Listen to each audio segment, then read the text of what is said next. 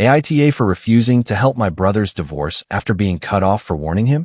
3 years ago, I tried to convince my brother, Ryan, who was 35 at the time, to call off his wedding after discovering that his fiancée, Sarah, then 33, was having an inappropriate relationship. Unfortunately, no one in the family listened to what I had to say, and they got married anyway. Worse, they managed to convince the entire family to cut ties with me, labeling me a jealous liar who couldn't stand to see my brother happy. Since then, I've had no contact with my family, and they made no effort to reach out until recently. A few days ago, they showed up at my apartment because, as I had predicted, Ryan is getting a divorce, and they needed me so he wouldn't have to pay alimony. However, I flatly refused to help them, and now they are calling me insensitive and selfish. On one hand, I feel a certain satisfaction in being able to reject them, and it feels like the closure I needed. But on the other hand, many of my friends have told me I'll regret it later, as this might be my only chance to reconcile with my family, and if I let it pass now, I might not get another. So, I am quite torn about what to do. Would I be in the wrong if I didn't testify for my brother in family court? And now for those who want more details, here's the whole story. My brother, Ryan, and his fiancée, now his wife, Sarah, had been together for 2 years when they got engaged. I was never particularly close to Ryan, not really at all, to be honest, as we always had an intense sibling rivalry growing up, which damaged our relationship. Even as adults, I constantly found myself comparing my life to his, even subconsciously. The saddest part is that my parents never really discouraged this rivalry. So they knew very well that I didn't like my brother much and that I resented him for the fact that they treated him better than me, simply because he was more successful in their eyes. To be honest, at the time, I was a bit naive and believed that family, at least, shouldn't judge you based on your career or income, that they should be impartial, especially between siblings. But of course, now I know that is completely false. People judge you based on your success, no matter what, and that includes family. Anyway, back then, I didn't know all this or how to handle these situations. I just said whatever was on my mind. And that is how my parents came to understand that I had always harbored resentment toward my brother because, as painful as it is to admit, he had been better than me in certain areas. Unfortunately, those areas were precisely what my parents valued most. He was a natural at math and science. He landed a job at a major tech company right after graduating from college, which meant he was already making a six-figure salary, even at a young age. It wasn't surprising. He was very bright, and over time, his career only continued to advance. Meanwhile, I wasn't doing as well. I had chosen to major in English and try to become a writer. I dropped out in my sophomore year because I got depressed, realizing I probably wasn't as good a writer as I had always been told. When I was younger, I was average in most subjects, but writing was my real strength, and I won all sorts of school-wide contests and other awards. In that way, at the time, I was at least on par with my brother thanks to my writing skills, versus his ribbons for various science fairs. However, after leaving college, I tried to make it on my own and took a chance as a freelance copywriter. I was barely making enough to cover rent and bills while my brother was doing extremely well and had even started giving money to our parents to help with their mortgage. Naturally, comparisons were inevitable, and at every family gathering, my parents would remind me that I needed to take my life more seriously and get a more respectable job with benefits. And every lecture about my life always ended with a comparison to my brother, telling me I should follow his example or some other equally annoying remark. Most of the time, it ended in an argument. I would tell them they were bad parents for constantly comparing me to my brother since childhood and that I was tired of them always bringing it up. It was always the same routine. We would argue, stop talking for a few weeks, then they would get back in touch, and we would try to make up. And then, of course, Ryan got engaged to his girlfriend of 2 years. I had seen Sarah a few times when she came over for holidays during their relationship. She seemed nice enough. Even during the engagement, she came across as a good person. But about 2 weeks before the wedding, my family hosted a dinner at my parents' house. And even though Ryan and I didn't really get along in private, we always put on an act in public. I was actively participating in all the wedding-related events, even though I wasn't really interested. At one point, I decided to step outside for a smoke, and I still regret it to this day because that is when I saw Sarah kissing one of my younger cousins, Tyler, who is now 27. My parents didn't know I smoked at the time, so I had walked down the driveway a little. When I saw Tyler's car, a beat-up sedan, I was a bit surprised because he had said he was heading home. I decided to go see what was going on, and that is when I saw them together in the front seat. I don't know which of the three of us was more surprised, but I immediately put out my cigarette and went back toward the house without even looking back. Once inside, Sarah came back a few minutes later, and Tyler was nowhere to be found. I guess he had finally driven off. Luckily, everyone had been drinking and didn't notice that the three of us had been gone. So, no one asked any questions. That night, I didn't say anything to my brother because I hadn't yet processed what I had just seen. I was still confused and left pretty quickly. But then, Sarah called me, begging me not to tell Ryan anything about what I had seen. I don't know how she got my number, but she was desperate for me to keep quiet. She claimed she had only kissed Tyler once and deeply regretted it. She promised it would never happen again, saying she was fully committed to Ryan and didn't want me to ruin their wedding. All she wanted was for me to keep her secret. That night, I thought about it and decided I had to tell Ryan what I saw. Even though we weren't very close, I owed him that much as a brother. It was the least I could do. Besides, I wasn't going to let someone get away with that kind of betrayal. So, I asked him to have lunch with me the next day at a local diner and told him everything. He looked surprised and hurt, but he didn't react right away. He just told me he was grateful I had told him the truth. Then he went home. After that, I didn't know what to expect, but I was really surprised that no one contacted me for a few days. I was even more bewildered when I realized that about a week before the wedding, my entire family had blocked my number and unfriended me on all social media platforms. Not understanding what was happening, I tried to visit my parents, but they refused to open the door. With no other choice, I drove to Ryan's house, suspecting he had something to do with it. He opened the door only to get in my face. As soon as he saw me, he started making rude gestures and ordered me to get off his property. I was stunned by his behavior because the last time we spoke, he had thanked me for telling him the truth. But now, he was accusing me of trying to ruin his relationship with Sarah out of bitterness. He said I had made up the story about her and Tyler just to create drama. It hurt me deeply to hear him say that, but I figured Sarah had probably convinced him I was lying. So, I didn't push it. I knew there was no way to reason with him. So, I turned around and left. Later that day, I received a text from my parents, who had unblocked me only to tell me they wanted no more contact with me. They accused me of being a jealous, bitter liar who was trying to destroy my brother's life and marriage out of resentment. They said they had always known I envied Ryan's success and that I had made up horrible lies about his fiancée just to break them up. They called my actions disgusting and told me they never wanted anything to do with me again. It was obvious that Sarah had manipulated them, and they believed her over their own son. I had nothing left to say after that. For the next 5 years, I had no contact with my parents, my brother, or the rest of my family. To them, I would always be the one who tried to destroy my brother's wedding because of my insecurities. There was nothing I could do to change that perception, so I just let it go. The first few years were tough. At first, I fell into a depression, deeply affected by everything that had happened with my family. But over time, I got back on my feet. Today, I'm even doing pretty well. My copywriting job pays better now that I have several years of experience and am more established in the field. I'm happy with what I have and I don't miss my family much because I've come to realize how toxic they were. Recently, when they showed up at my house to ask me to testify for my brother in family court, I flatly refused.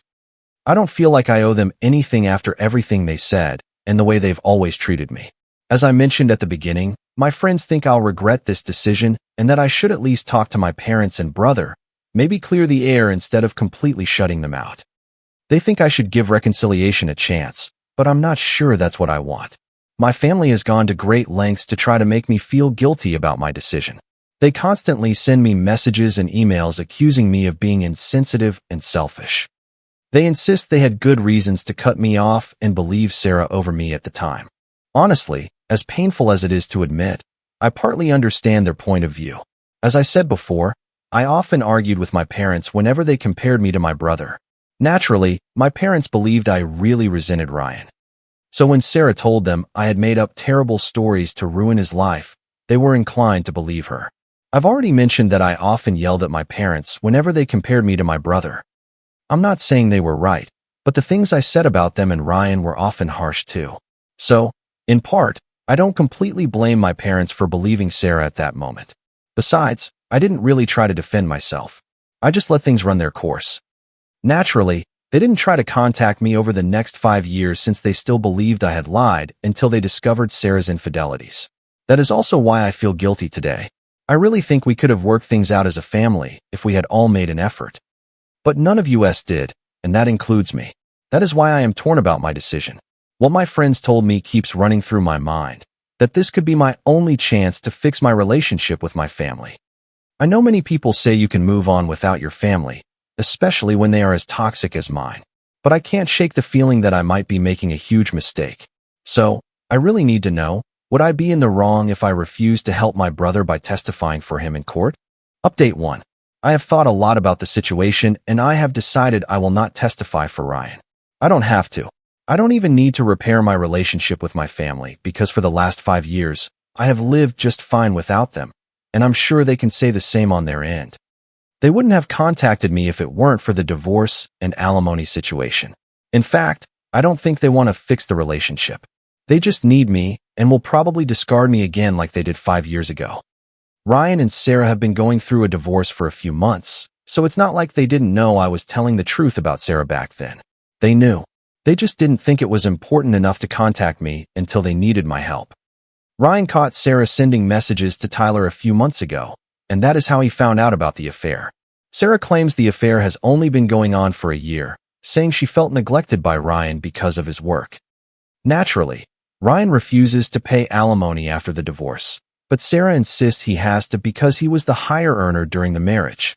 That is where I come in.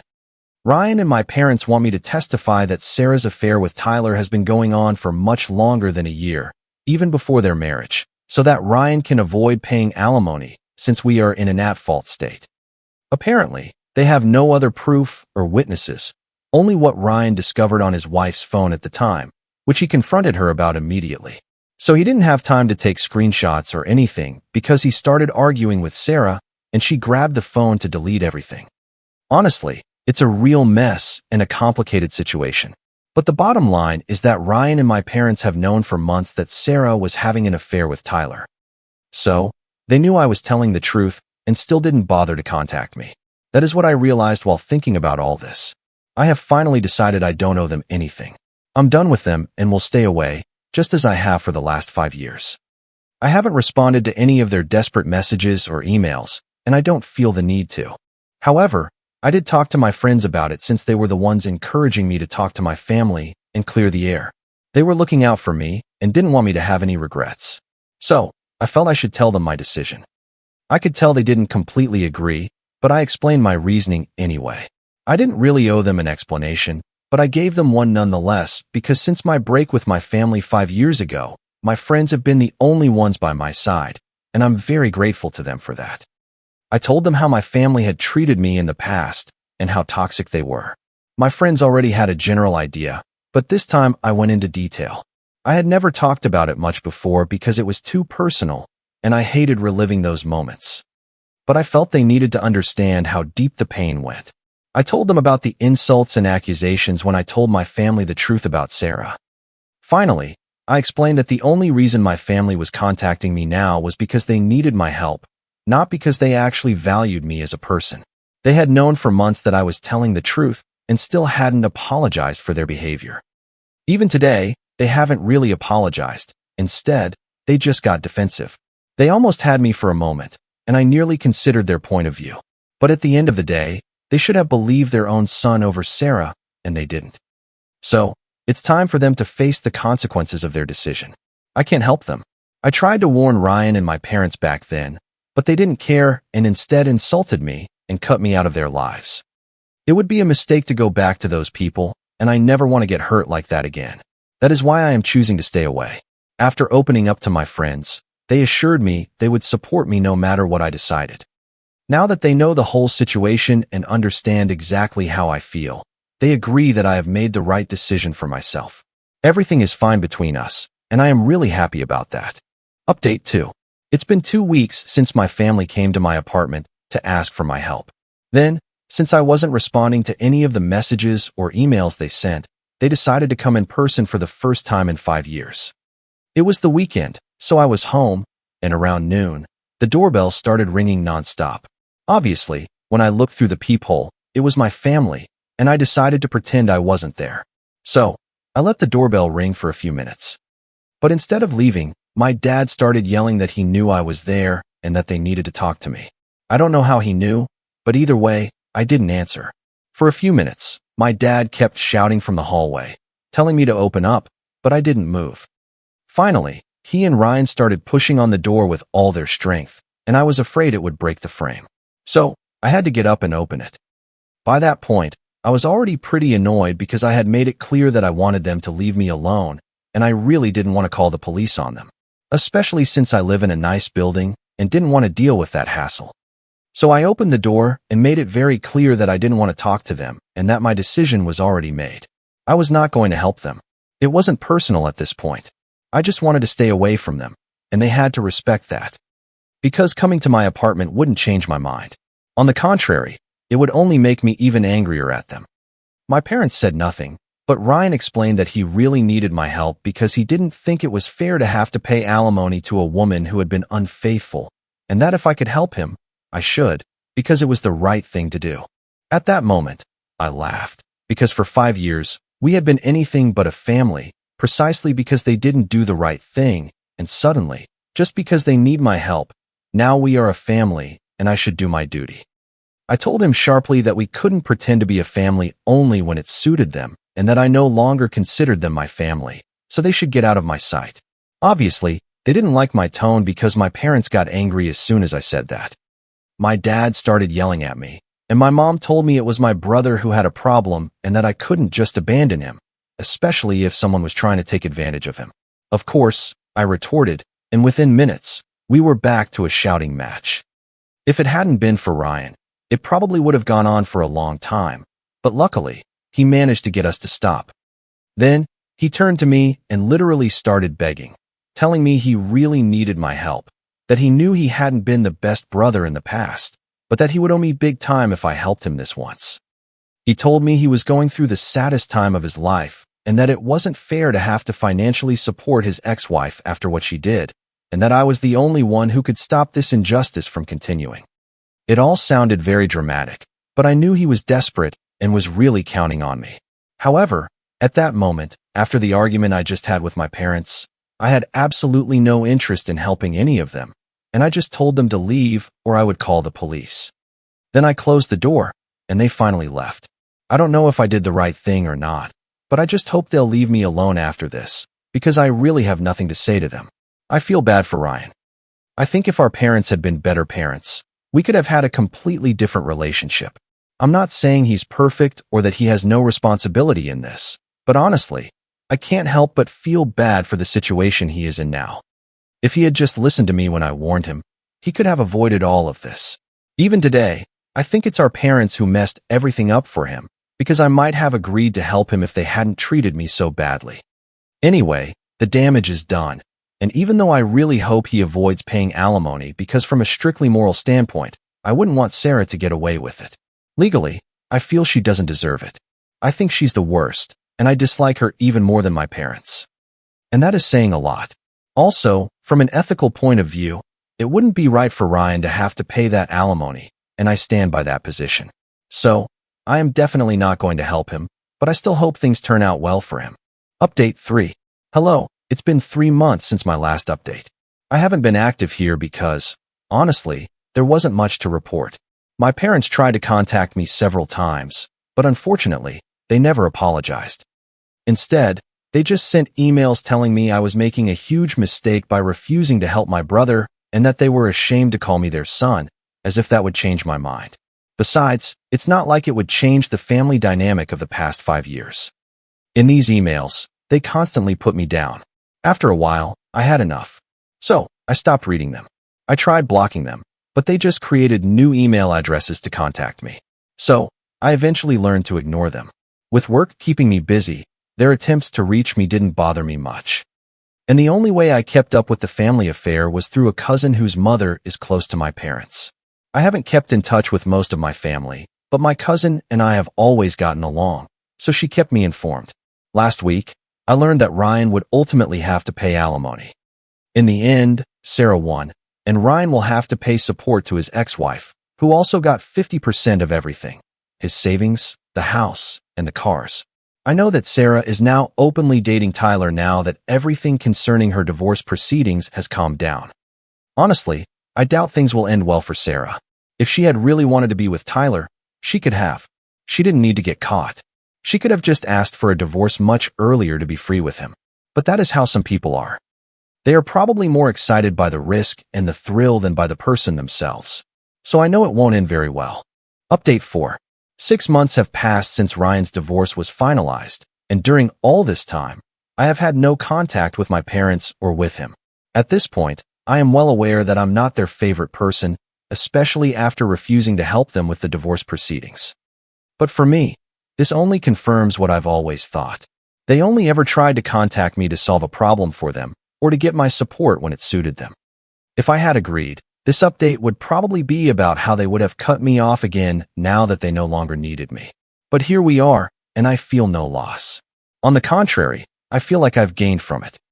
That said, this update isn't about that, but rather about the new developments in my family since then. As for me, my life is the same as before. No big changes or upheavals, and I'm quite happy about that. What has changed, however, is the situation of those around me. Let's start with Sarah. Yes, she is still with Tyler. From what I know through my cousin, their relationship isn't exactly a fairy tale. Several of you asked me if Tyler was still part of the family, and the answer is that he is now practically a pariah. The most ironic part is that the family has ostracized him in much the same way they ostracized me, with the major difference being that in his case, they actually have a valid reason. I imagine that for my parents, the two situations are comparable. The irony for me is almost painful because I tried to help and was cut off for it, while Tyler betrayed his own cousin, and we have ended up in the same boat. But the biggest surprise is that Sarah is now pregnant, and this has added even more complications to her relationship with Tyler. According to my cousin, Tyler is not convinced the baby is his. I don't know if he has any proof or if it's just suspicion related to Sarah's character and the way she handled her past relationship. I imagine this will only be clarified when the baby is born. That said, I would say Tyler should seek advice from Ryan before marrying Sarah if he is seriously considering taking that step, because getting out of that marriage later could be much more complicated than he imagines. Moving on to my brother, I know he's been having serious problems in recent months. He lost his job, which I think is partly related to the emotional impact of the divorce. According to my cousin, he has been very depressed since the truth came out, and his marriage collapsed in that way. I don't take pleasure in knowing this, but honestly, I don't think I would change anything if I could go back and decide to help him in the trial. I've been through similar periods, and I suppose he will eventually get through this stage too, but he will need time. I know what it's like to find yourself facing a world that suddenly seems empty. I'm not surprised by his state of mind, but I think it might be the push he needs to make profound changes in his life, away from people like Sarah. Finally, regarding my parents, they too have to face the consequences of all this, and I know they are quite upset today. I learned that before the divorce, they were receiving money from my brother to supplement their income, something I was completely unaware of until then. I think that is another reason why they should have listened to me when I warned them about Sarah. I imagine that instead of looking back and acknowledging their mistake, they will prefer to lash out at me and hold me responsible for all of this. After all, I've always been their scapegoat. That said, even if I had helped my brother at the trial, I doubt it would have changed the course of his life or his emotional state. Ryan would probably still be depressed, and my parents would still need extra income. But sometimes, it's easier to blame someone than to take responsibility for your own decisions. So here we are, each facing the consequences of our choices. As for me, I have no regrets about how I handled things, and I maintain that it was the best decision for me. Even though I've always been the villain in my family's narrative, I now understand that this role doesn't define me and that what really matters is living my life without unnecessary drama and without the constant manipulation that surrounded me in the past. I hope they find their own answers too, but I have no intention of getting involved in their problems again. Edit: the baby isn't Tyler's. I should probably look for the surprised Pikachu face meme, but I just came here quickly to add this detail. Comment: sometimes, Walking away is the bravest thing you can do for your own well-being. It is never easy to set boundaries with people you love, especially when they do not understand your value. Realizing that your worth is not defined by their approval is a massive step toward healing. You have every right to protect your peace and remove yourself from environments that bring you down. Do not let guilt convince you to accept mistreatment just because you share a history with someone. True growth often happens when we stop trying to fix others and start focusing on building our own lives. We must all learn that actions have consequences, and we are responsible for the paths we choose. Surround yourself with friends who support your growth and respect your truth. Remember that choosing yourself is not selfish, but rather a necessary act of survival and self-respect. I hope you find the courage to prioritize your happiness today. If you like the stories, don't forget to leave a comment and support the channel by subscribing. See you in the upcoming stories.